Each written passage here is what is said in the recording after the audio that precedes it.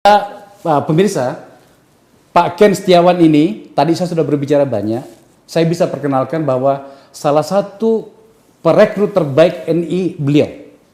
2000 sampai 2003 mereka merekrut banyak sekali orang. Banyak sekali kader atau apa namanya kalau NI itu, pengikut. Dan kemudian 2003 memilih untuk sadar sebab ternyata salah. Mas, saya mau tanya, hari ini NI seperti apa di Republik ini?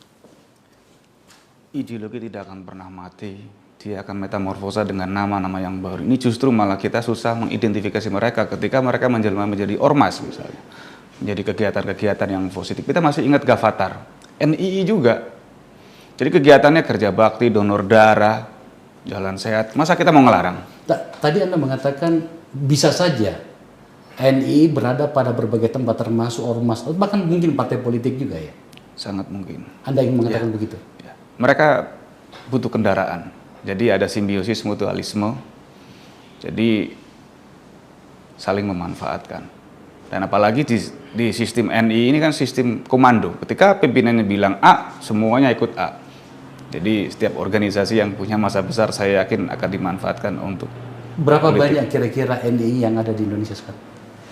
Untuk NI yang Komando Wilayah 9 ketika saya keluar itu tahun 2003 kurang lebih 250.000 jamaah terdata dan ada KTP-nya.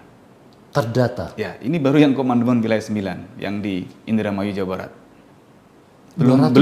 Belum jaringan yang lain. Kita seperti ternak multi level marketing, 1 merekrut 5 merekrut 10 dan terus menerus. Apa yang kita lakukan ini dianggap sebagai jihad. Tapi kalau cuma merekrut saja dan kemudian ternyata ideologinya tidak masuk, kan sebenarnya tidak ada yang perlu dikhawatirkan. Apakah ideologinya itu masuk ke mereka? Masuk. Orang yang sudah merekrut ini ya otomatis dia sudah seperti buah, sudah matang, sudah kebenciannya dengan negara itu sudah sangat tinggi. Jadi ini yang mungkin disebut sebagai masyarakat cuci otak, brainwash, hipnotik. Tadi yang disebutkan mungkin dalam waktu 2 jam misalnya sudah bisa merubah orang dalam waktu yang singkat. Kita malah untuk kalangan perantau, kalangan buruh yang tinggal di pinggiran Jakarta, nggak perlu 2 jam, apalagi kita sama-sama orang Jawa misalnya. Ngomong dengan bahasa Jawa di perantauan Jakarta, kerja susah, udah tinggal di rumahku saja, namanya sama-sama perantau, nggak usah mikirin makan, kita senasib dan seperjuangan. Sangat mudah. Jadi menggunakan solidaritas antar perantau. Makanya kita dulu dijuluki perekrut terbaik karena kita untuk kalangan perantau kita tongkrongin terminal, stasiun, orang lagi galau kita deketin, oh nyari kerjaan susah, tinggal di rumahku saja. Tadi Anda menjelaskan tentang salah satu strategi rekrutmen sekaligus pencarian dana melalui jaringan pembantu rumah tangga dan segala macam itu. Bisa dijelasin, Mas? Untuk mencari dana dulu kita nggak perlu susah-susah karena dalam doktrin kita bahwa dana harta orang di luar kelompok kita, harta orang kafir itu boleh dipakai untuk perjuangan, fa'i atau ghanimah. Jadi bisa kita ambil, kita curi, kita rampok. Bahkan dulu kalau pernah dengar berita di TV, di koran, pembantu baru kerja 1 hari gasak harta majikan, itu kerjaan kawan-kawan semua, satu jaringan saya. Wow. Jadi kalau kita butuh dana, siapin 5 orang tim kita, perempuan, kita palsuin KTP, ijazah, dan kartu keluarga, kita beli koran yang banyak lowongan pembantu, cari yang elit, Pondok Indah, Permata Hijau, Pejaten, Kalibata, nggak usah 1 minggu 1 bulan, 1 hari majikan pergi, anak sekolah telepon, Abi, rumah kosong, kita bawa mobil, kalau perlu bawa truk, harta orang kafir nggak apa-apa kita ambil. Jadi kita kadang-kadang bingung, ini kita bicara negara Islam tapi kerjaan kita melakukan kriminal dan atas nama agama. Itu juga yang membuat saya berontak pada saat itu. Saya mau disiplin dengan NII. Apakah menurut Anda NII itu sudah teridentifikasi dengan jelas oleh negara, dan menurut Anda sebagai mantan orang situ, bagaimana perlakuan negara, katakanlah aparat, menyangkut dengan gerakan NII sendiri sekarang di Indonesia? NII hari ini malah justru ibarat kapal pecah sekarang, bikin sekoci kecil dan buat pemimpin-pemimpin baru yang menurut saya lebih bahaya. Dan menurut saya pemerintah tidak menganggap bahaya ini NII. Padahal orang yang sudah bergabung dalam NII ini ibarat buah sudah matang, udah benci kepada pemerintah, kepada aparat. Nah, ini yang ketika dia keluar tidak mendapatkan perhatian dari pemerintah maupun masyarakat, ada kawan saya yang diusir dari rumahnya sendiri. Karena takut masyarakat nanti akan terpapar, dia menyebarkan kembali. Akhirnya bukan insaf, akhirnya gabung ke kelompok lain, ke JI, ke JAD. Nah, ini yang juga menurut saya perlu antisipasi. Mereka itu seperti buah yang matang, siap petik. Karena secara pemikiran sedikit saja bisa meledak ya? Ya, memang belum ada doktrin kalau di NI untuk melakukan amaliyah, terutama di Komandemen Wilayah 9. Tugas kita cuma bagaimana setiap hari cari duit, cari orang sebanyak-banyaknya untuk menegakkan program negara. Kami tidak dididik untuk beragama. Kami dididik menjadi negarawan. Bagaimana negara Islam harus tegak di Indonesia. Jadi kita harus totalitas dalam berjuang. Aplikasi surat Inna Sholati wa Nusuki wa Mahyaya wa Mamati lillahi rabbil alamin. Salatku, matiku semua milik Allah. Allah itu adalah pimpinan kita, wakil Allah di muka bumi. Sami'na wa ta'na, saya mendengar dan saya taat. Tidak ada istilah bertanya atau menolak. Apa yang disampaikan oleh pimpinan ya harus ditaati sepenuhnya. Mas, Anda tidak pernah merasa bersalah dengan semua itu? Di masa itu, saya bertanya apa untuk menggambarkan situasi pada saat itu Anda dan orang-orang yang Anda rekrut itu melakukan kejahatan itu tidak pernah merasa bersalah ya? Saat itu tidak merasa bersalah karena yang kita lakukan ini adalah kondisi perang. Dalam kondisi perang ya termasuk hari ini dalam kondisi jaliyah kita boleh melaksanakan amaliyah-amaliyah termasuk fa'i tadi, harta rampasan perang. Karena setiap hari kita selalu dijejeli dengan ayat-ayat. Termasuk kita harus setiap saat harus merekrut orang sebanyak-banyaknya, cari dana sebanyak-banyaknya. Dan target kita bukan hanya Muslim. Nasrani, Hindu, Buddha kita menjadi target. Kenapa? Kita bicara tentang wawasan kebangsaan. Bahwa negara ini hari ini tidak konsep hukum Tuhan. Undang-undangnya KUHP, peninggalan penjajah Belanda. Namanya undang-undang penjajah nggak akan pro dengan masyarakat. Seberapa bagus organisasi Anda sebenarnya di masa itu ya? Bagusnya menurut saya karena di sini militan. Dan militansi itu terbangun karena kita punya lawan. Lawannya siapa? Negara. Okay. Jadi untuk meruntuhkan sebuah negara nggak bisa lewat ADART, ormas misalnya. Walaupun mereka faktanya di lapangan menggunakan ormas. Jadi negara harus lawan negara. Sistem lawan dengan sistem. Makanya mereka katakan sistem yang tepat adalah negara Islam atau khilafah Islam.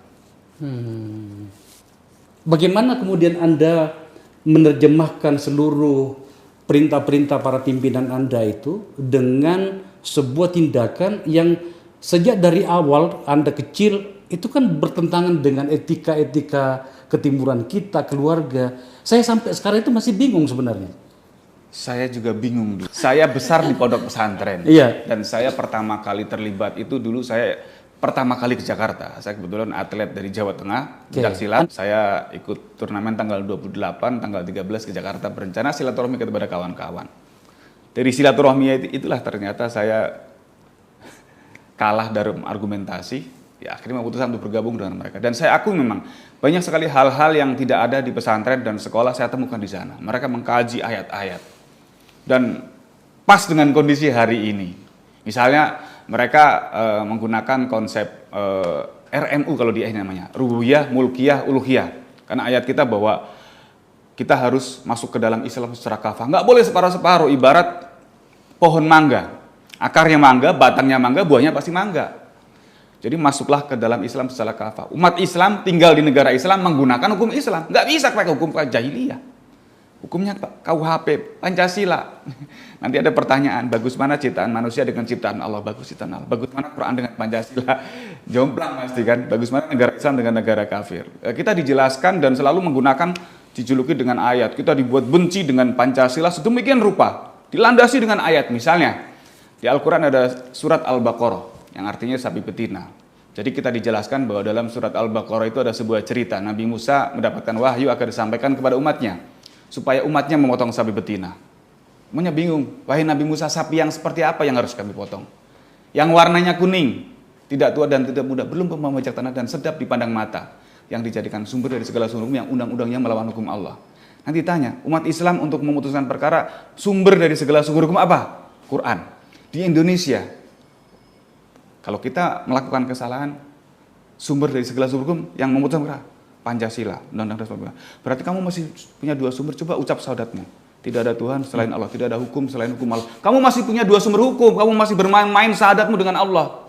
Kamu harus bersyahadat ulang. Memang kalau orang setengah-setengah lewat barang itu ya.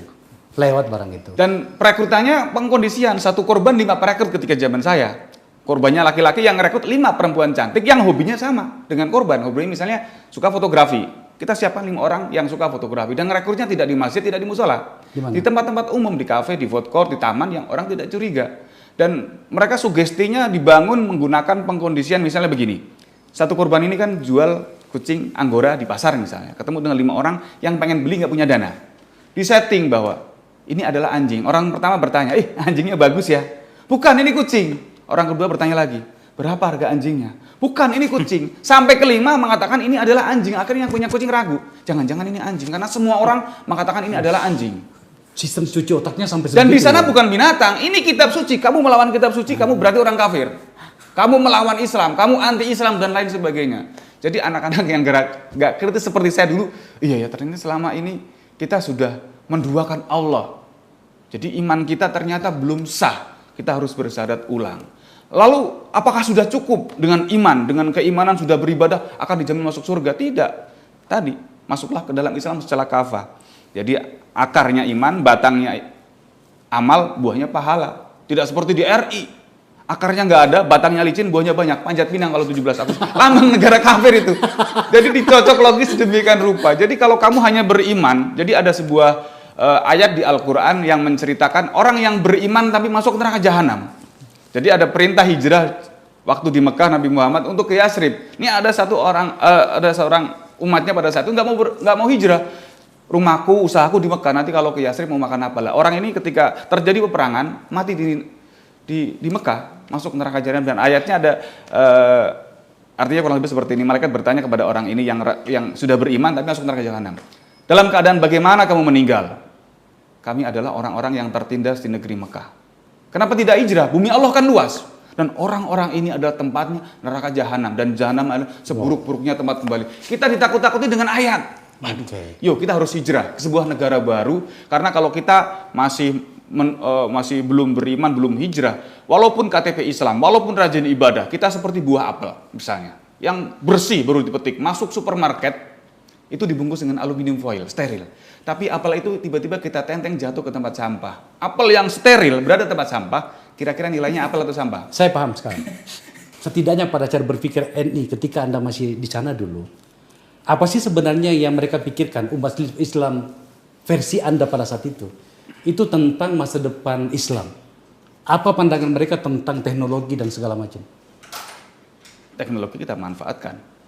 Jadi dulu belum ada HP, kita masih pakai pager ya. Jadi 24 jam kita bergerak, kita seperti robot. Tadi konsepnya sami nawatona. Jam 2 malam ketika pimpinan bilang berangkat rapat, semua berangkat.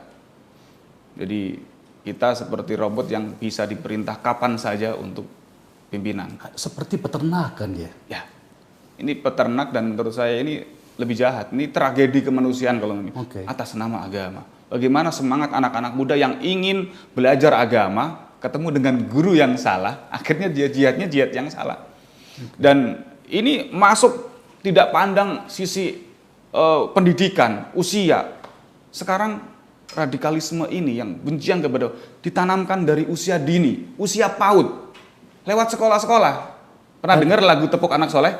Islam yes, kafir no. Ini banyak diterjemahkan anak-anak ini nggak mau bergaul dengan temannya yang agamanya beda. Kan agamanya bukan Islam. Orang Islam nggak boleh berteman sama mereka. Kalau berteman, ayatnya nanti kita serupa dengan mereka. Jadi anak-anak nggak mau bergaul. Diajak ke mall, itu mall buatan orang kafir gitu kan. Dan itu terjadi. Artinya apa? Ini seperti kasus LGBT misalnya 10 tahun yang lalu baru di TV-TV, hari ini depan mata. Kita lihat kemarin tayangan-tayangan anak-anak sudah benci kepada negara. Ini Pak Jokowi negara ini. Togut dan lain sebagainya. Jadi kalau kita biarkan 5 tahun, 10 tahun yang akan datang, kita bisa pecah seperti Suriah. Luar biasa.